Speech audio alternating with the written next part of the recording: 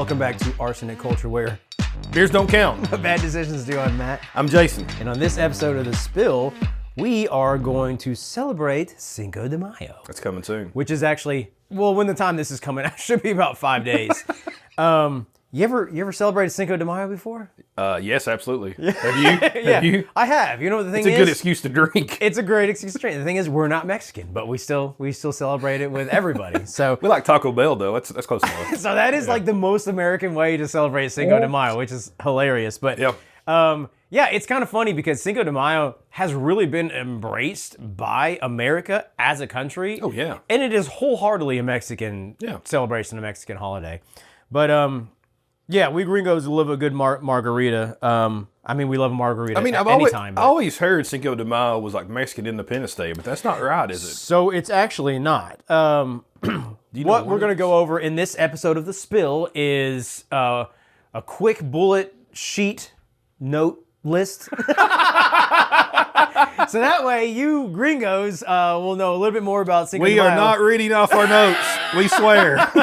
But that way you actually know what Cinco de Mayo is about when you're shouting Cinco de Drinko in the Mexican restaurant and chugging margaritas with cotton candy on them. And cheese dip. Gotta get the cheese dip. And cheese dip, yeah. Get cheese dip. Have you ever seen those giant margaritas that have like, like fruit roll-ups? No, I've not seen those. I've seen the ones that are doing like the Corona-ritas or something like that. You know what I'm talking about? Like you bring the big ones out and just put Coronas in there. And again, this is very much an American thing, but like they're really good. They are really good. Yeah, so there's a restaurant by the mall called El Asadero. Yeah, okay. You been there? I've been there. No, I've never been there. Dude, that's the one with the dancing robot, right? Yes, it's the one with the dancing robot. Again, this is the most American thing ever. But like, you can get a big old fucking fishbowl, and they just take a Corona and they just put it in there upside down with a margarita. I'm for it. And then the skewer has got like gummy bears and like a fruit roll up, and it's just like there's like a rubber ducky in there, and like 8 different kinds of fruit. It's the most gaudy thing ever, and I love every single bit of it. Like it's amazing. So. But real quick, Cinco de Mayo is actually not Mexico's Independence Day. Okay. That is September 16th. That is the most common misconception. Cinco de Mayo actually celebrates the Mexican victory against France at the Battle of Puebla on May 5th, 1862. Okay. But again, it's just kind of, everybody says it's Mexican Independence Day and everybody celebrates it. That's one thing you need to know when you're talking to your Mexican friend and they're looking at you like an idiot. You'd be like, no, I knew that. Because I listen to Arkansas. You got a token culture. Mexican friend just to ask that too? Come on, man. Yeah. I know all the Mexican restaurants in Lexington are packed on Cinco de Mayo. They are. Like, the wait is like an hour. Yeah. So like you got to get in early, but honestly, it's totally worth it, especially at For sure. El Asadero. So some other things to consider when celebrating Cinco de Mayo, the difference between tequila and mezcal. We do have an episode where we do a deep dive on that. Is that the, you like that? Is that the Fortaleza Tequila episode? Has that come out yet? Yeah. It came out. It already came out. Okay. If it hasn't, it'll come out by the time. So actually, we have another episode of that too when we did the Pachuga. We talked a lot about that. The mezcal. That was a long time ago. Yeah, that's ago. been a while. We'll actually figure out. I'll put in the comment what episode that was. Okay. That was a good episip. So the difference between tequila and mezcal, tequila is actually a regionally protected drink spirit. Yeah, like champagne or anything else. It has to come from the tequila region of Mexico. It has to be made from blue agave, whereas mezcal is similar, but it can come from anywhere. And it can be made with any type of agave. That's really what boils down to it if you're just coming down to like a one sentence. I always feel like in my mind, mezcal is a little smokier too on the flavor for me. It is, and it's because of the way they prepare it. A lot of tequila is become so mainstream. Yeah. They just make it in like these mass production facilities where everything is like hermetically sealed.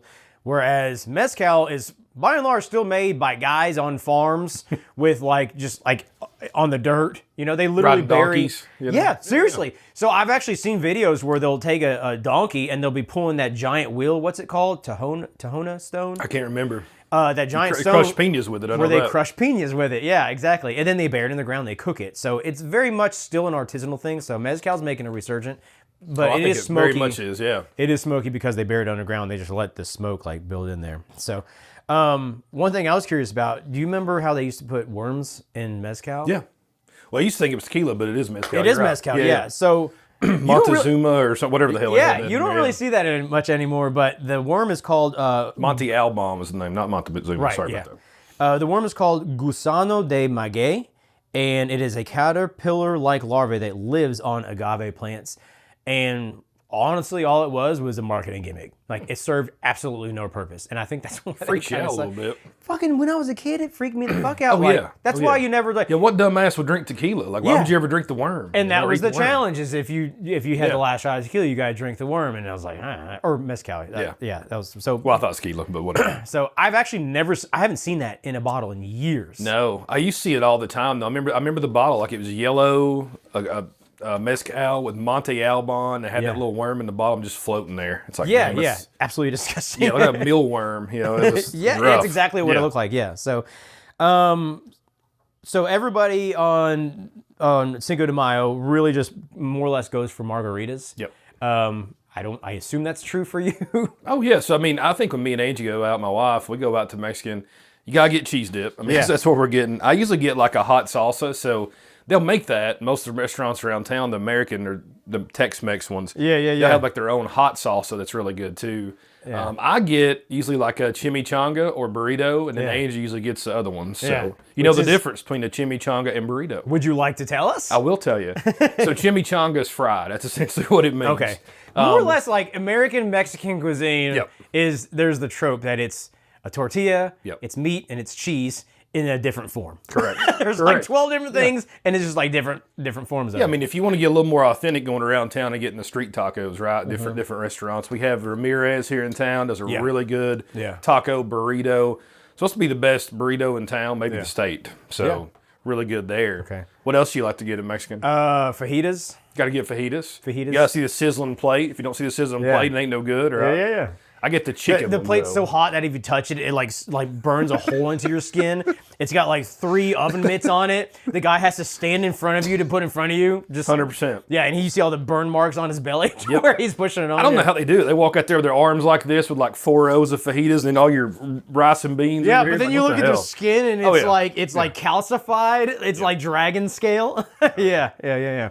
Crazy shit. The only thing bad about fajitas, though, if you really want to make them into like tacos, it's a lot of work. Like you got to like pry through everything. I actually don't use the tortillas anymore. I just kind of. Do you really not? No, I don't. I fucking love tortillas. I eat the chicken, the steak, the veggies, and then just cheese and beans and rice. I think tortillas are the perfect food delivery system. Oh, I agree with that. Like I love it better than bread. Yeah. Like a sandwich. I'd agree. Especially if you get a big one enough that you can roll the ends in. Like I'll fucking put anything in a goddamn tortilla. So a lot of those foods that you mentioned, though, are actually not Mexican foods. No, not at all.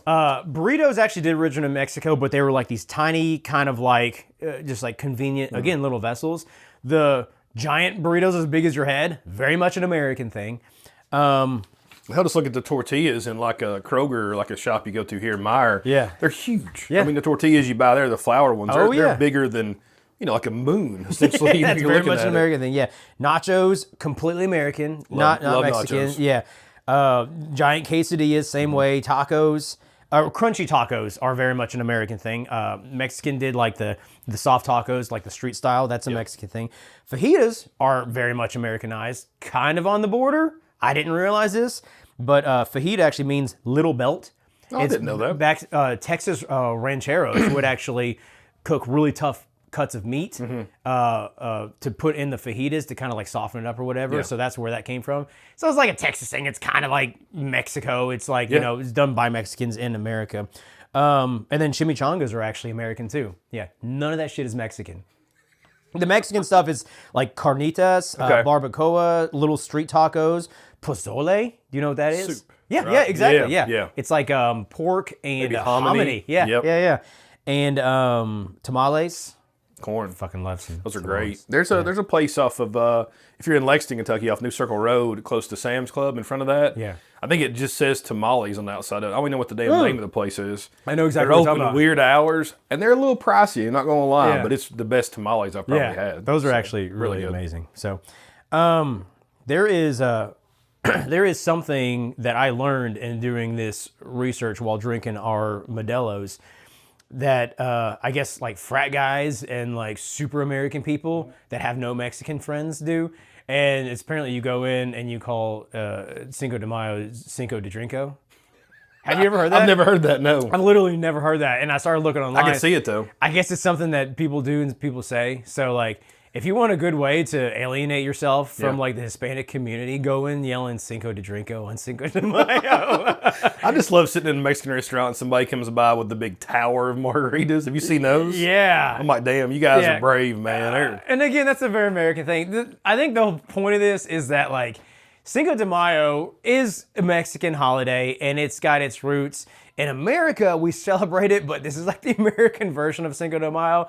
And honestly, I'm here for it. Yeah, me too. Like, in with Mexico, all it's due probably like, respect, it's Tuesday. We're like, yeah, we're fine. maybe, yeah. It's like, well, Americans, we find an excuse to fucking celebrate anything. It's 100%. like, I'm gonna drink a margarita anyway. Oh, Cinco de Mayo? Well, now I'll have 4. You know, it's like, give me frozen and salt and no salt. I'll do everything in between. Cinco means 5. Beer bring me 5. There you go. Yeah, exactly. Thanks for tuning in. If you liked it, then please share. If you didn't, then keep drinking until you do. For more Arsenic Culture, you can check us out on all the socials. We are at Arsenic Culture. Like and subscribe. And we'll see you on the next one.